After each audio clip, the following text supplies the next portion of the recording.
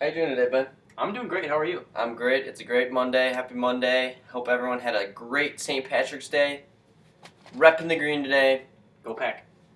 But let's get going with some sports. Okay, let's do it.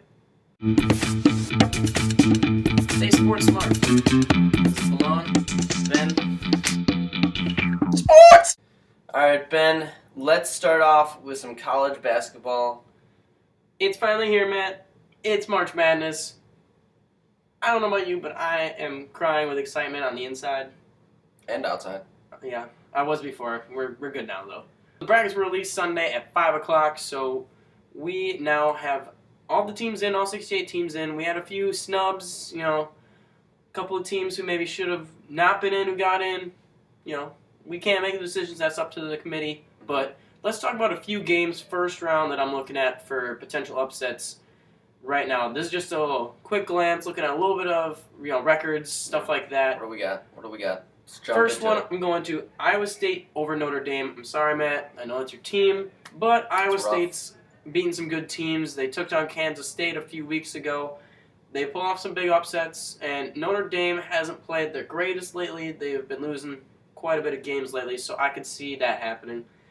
My second one is Akron over VCU. VCU is a team that people really like to ride because they made it to the Final Four a couple years back, but Akron also is a very strong team. The only thing is, this is depending on whether or not their point guard gets relieved of his suspension. So he was suspended a few games ago indefinitely. If he is put back on the team for Thursday, I could see that happening. I could see them pulling off the upset.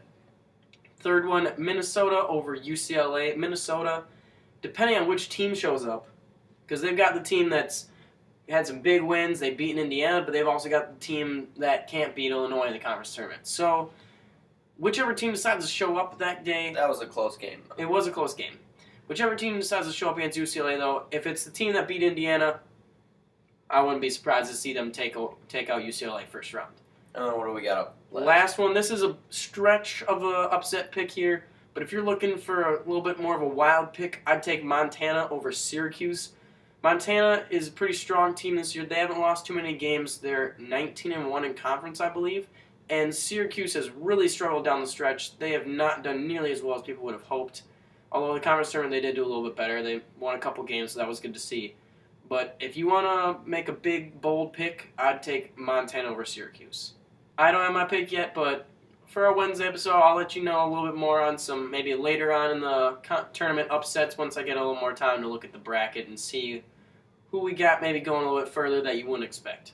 So that's enough of college basketball. I'm going to take a little break from that because that's been on my head for the last 4 hours. I'm going to let you talk about some NHL, and then tomorrow I'll go right back into my college basketball data analysis. Perfect. So what's going on in the NHL? Who's doing good right now? What's going on? We got Ovechkin for the Caps. He's still rolling right now. He's got 10 goals and 12 assists now. He's really picked it up lately. Oh, definitely. We're going to see some good games from them coming up.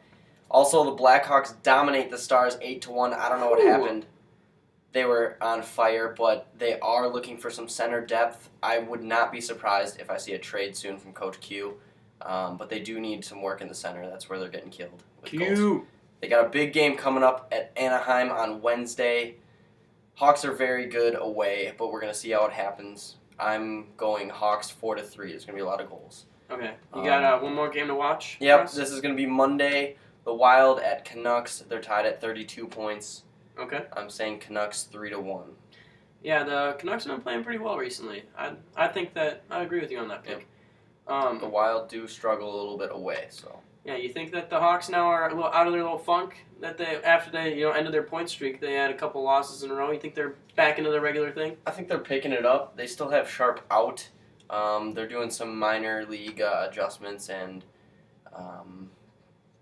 we're gonna see what they can do with the center. Yeah, hopefully they can figure something out. Just getting a little cracks in the back here.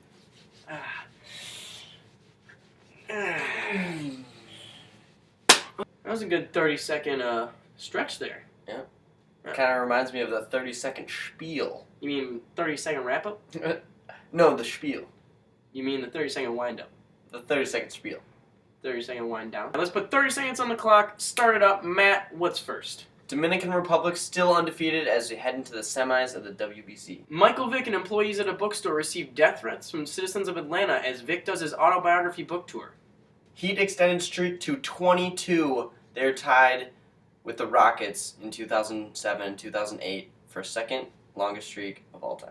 Big East is set to have 10 teams for 2013-14 with Xavier, Butler, and Creighton to join in. The Penguins have won 9 straight, and they got it tough in Pittsburgh after beating Boston and Toronto twice and the Montreal Canadiens once, and now have the second longest streak in this season. Alright guys, that's all we got for today. We will see you guys again on Wednesday. Hope you guys have a great time filling out your brackets this week. I know I will. And anything we talk about are in the links in the description down below. Make sure to like, comment, and subscribe, and we will see you guys again on Wednesday. Hashtag March Madness Nightmare. When I go to the grocery store, Matt, do you want to know what's first on my grocery list? Hmm. Sports. I once taught a bear how to play sports. If our show was a class, we'd be taking the final right now because we're all done.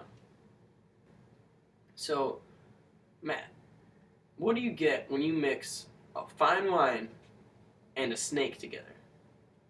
There's 2 options here. Okay. You either get one elephant, Uh-huh. half mini, half regular size, or you get a wine glass in the shape of a snake. Actually, I was going to say sports because you get the port is a wine and the SS is like the S of a snake. Did I just blow your mind? Matt? Are you okay? Matt. Sports.